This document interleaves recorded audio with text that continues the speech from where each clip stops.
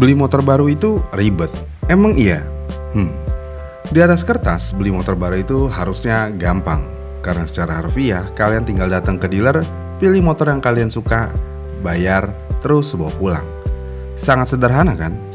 Tapi kenyataannya, di lapangan membeli motor baru ternyata jauh dari kata simple. Yang mana sekarang proses beli motor entah itu cash atau kredit semakin ribet. Bahkan bisa dibilang menjebak. Maksudnya gimana? Pertama kita bahas masalah yang paling klasik, yaitu cash dipersulit. Mungkin ini adalah hal yang paling absurd yang terjadi di bisnis motor di Indonesia. Karena harusnya orang yang bawa duit cash itu diprioritaskan, langsung dilayani karena nggak ribet urusan cicilan, dokumen, survei ini itu dan lainnya. Tapi kenyataannya banyak konsumen justru merasa dipersulit ketika mau beli motor secara cash. Dipersulitnya gimana? Jadi banyak cerita di lapangan yang menyebutkan kalau konsumen yang niat beli cash biasanya akan dikasih jawaban unitnya sedang kosong atau indennya agak lama. Ya, ini mungkin bukan sesuatu yang baru, tapi hal ini masih suka terjadi di beberapa tempat.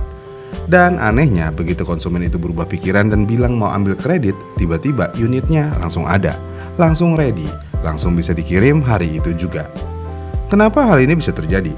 Lagi-lagi, alasannya klasik, yaitu komisi. Komisi menjual motor secara kredit akan lebih besar daripada yang cash, karena sales dan dealer akan mendapatkan komisi tambahan dari leasing. Menariknya, hal ini tidak terjadi di dunia motor baru aja, karena di dunia mobil bekas saat ini juga sedang terjadi hal seperti ini. Yang mana jika kalian ingin membeli mobil second, katakanlah Grand Avanza tahun 2016. Mobil tersebut saat ini memiliki harga pasaran di sekitar 120-130 jutaan, tergantung kondisi dan transmisi. Namun ketika kalian ingin membeli cash, harganya bisa naik sekitar 10 juta rupiah. Sedangkan kalau kalian beli kredit, apalagi tenornya semakin lama, maka harganya akan semakin murah. Kenapa hal ini bisa terjadi? Ya lagi dan lagi bonus uang dari leasing. Jadinya iya, konsumen yang ingin kredit adalah raja dan konsumen cash tidak berarti apa-apa di mata sales atau dealer. Menariknya di sini adalah konsumen kredit memang dianggap sebagai raja, tapi sayangnya kredit saat ini untuk membeli motor baru jauh lebih sulit daripada tahun-tahun sebelumnya. Maksudnya gimana? Tentu aja semua ini berkaitan dengan dokumen dan surat menyurat, dan salah satu masalah paling sering muncul adalah soal KTP. Kita ambil contoh, jika KTP kalian masih beralamat di kota asal tapi sekarang tinggal di kota lain, misal KTP Malang tapi sekarang kerja di Jakarta, maka kalian akan siap-siap akan diperibet. Kalau kondisinya seperti ini, biasanya leasing akan bilang kalau KTP beda domisili, nanti plat nomor akan ikut kota asal, nggak bisa ganti domisili. Alias nanti kalian tinggal di Jakarta tapi plat nomornya jadi Malang.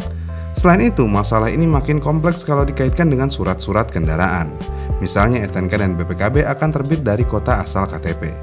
Kalau udah begitu, kalau mau bayar pajak tahunannya, ya harus balik ke kota asal atau nitip orang. Ini yang agak lucu, katanya udah iKTP, tapi kok masih difotokopi. Katanya udah iSamsat, tapi kok masih harus ke Samsat. Ya kocak aja sih, di mana elektroniknya? Oh iya lupa, hal ini cuma buat pengadaan korupsi doang. Kemudian selain itu semua, kredit juga akan dipersulit lagi dengan cara survei yang lebih detail dan beberapa birokrasi yang tadinya nggak ada jadi ada. Apa tujuannya kredit motor jadi dipersulit? Katanya industri motor sedang melempem. Bukannya dipermudah, malah dipersulit. Jawabannya hal ini dilakukan tentu aja untuk meminimalisir penunggak atau penggelapan motor kreditan. Ya, penunggakan cicilan motor adalah salah satu hutang yang sangat besar di Indonesia. Dan hal ini bisa terjadi karena DP 0. Modal KTP bisa bawa pulang motor tanpa ini dan itu. Ya, ini adalah kesalahan yang cukup fatal. Akibatnya, ia kredit macet. Ketika kredit macet terlalu banyak, akhirnya orang yang ingin membeli motor secara kredit jadi dipersulit dengan screening yang lebih ketat saat ini. Iya kan? Kemudian selain masalah kredit yang makin sulit, bunga kredit juga semakin mencekek. Jadi ketika ngomongin kredit, tentu aja kita nggak bisa lepas dari bunga. Dan sayangnya saat ini bunga kredit motor itu udah nggak masuk akal. Misalnya kita ambil contoh dengan motor yang berharga 20 juta. Dan kalian ingin membelinya dengan cara dicicil selama 3 tahun. Dengan tenor seperti itu, total bayarnya bisa nyampe 27-30 juta. Yang berarti harga motornya naik 30-50% cuman karena dicicil dengan tenor yang lama. Dan parahnya banyak orang yang nggak ngerti ini dari awal karena fokusnya cuma ke cicilan per bulannya. Dan dealer juga kadang nggak transparan soal total biaya karena biasanya mereka hanya main di DP, diskon DP atau promosi cicilan ringan. Tapi begitu dihitung totalnya baru kerasa mahalnya. Menyedihkannya adalah ini adalah praktik yang secara sistematik dibiarkan karena konsumen dianggap nggak terlalu peduli asal bisa bawa pulang motor saat itu juga. Jadinya ya ketika kalian beli kredit motor dan motor ada di rumah, kalian secara langsung terjerat hutang jangka panjang. Namun bagaimana jika kalian tiba-tiba punya rezeki nomplok dan mau melunasi kreditan tersebut? Tentu aja kalian bisa melunasi kreditan tersebut, tapi kalian akan kena penalti. Ya, kalian ingin membayar hutang lebih cepat tapi malah dikenakan penalti. Ya, ini adalah hal yang umum sih di dunia ekonomi sebenarnya. Ya, khususnya ekonomi Indonesia. Iya kan? Kemudian selain masalah kredit dan cash ada masalah administrasi. Ya, urusan administrasi motor di Indonesia bisa dibilang cukup bertele-tele. Mulai dari STNK yang bisa makan waktu berminggu-minggu sampai BPKB yang katanya baru jadi 2 bulan kemudian. Ini yang ribet. Kasarnya motor nggak bisa dipakai langsung untuk jalan-jalan. Karena ya kalau kena tilang ya pasti akan bingung. Yang lebih parah kalau motornya hilang. Tentu aja tidak akan bisa klaim asuransi. Kenapa hal ini tidak bisa dipersingkat? Untuk mempersingkat hal ini sebenarnya agak mustahil sih karena perputaran motor di Indonesia sehari-harinya sangat besar. Yang mana Samsat tidak akan sanggup jika masih menggunakan sistem tradisional seperti saat ini dan semuanya masih serba manual. Jadinya ya harus lebih sabar dan memang membeli motor baru menjadi terkesan ribet karena hal ini juga. Belum lagi hal lainnya yang terjadi, misalnya ada biaya tambahan yang muncul di akhir. Maksudnya gimana? Jadi misalnya kalau kalian beli motor cash dengan harga OTR di 21 juta rupiah dan kalian akan melunaskan motornya ketika motor sampai di rumah, tapi tiba-tiba pas mau bayar pelunasannya kalian akan ditagih sebesar 21.500.000 rupiah. Kenapa tiba-tiba bisa nambah? Biasanya hal ini bisa terjadi karena ada alasan administrasi atau pihak ketiga. Yang ngeselinnya adalah terkadang hal ini tidak dijelaskan di awal. Dan jika kita komplain, biasanya salesnya akan ngomong kalau dia lupa memberitahu hal ini di awal, sambil cengengesan.